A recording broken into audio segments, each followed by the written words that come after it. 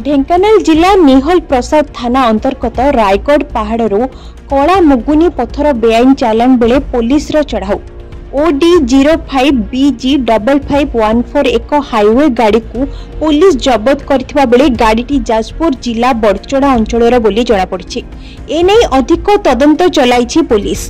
तेबे रायगड़ा पहाड़टी संपूर्ण जंगल किसम होइतिबा बेले बीजेडी सरकार समय रे पत्थर माफिया माने बेआईन ब्लास्टिंग करी कड़ा मगुनी चालान करुथिले।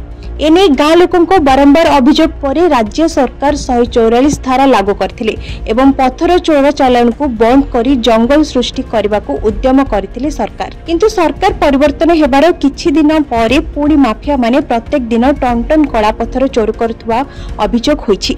एबे संपृक्त माफिया और गाड़ी मालिकों को पुलिस केबे गिरफ्त करछि ताहा देखिबाकू बाकी रहिला। ढेंकानाल श्रीधर पात्रଙ୍କ रिपोर्ट फोकस प्लस।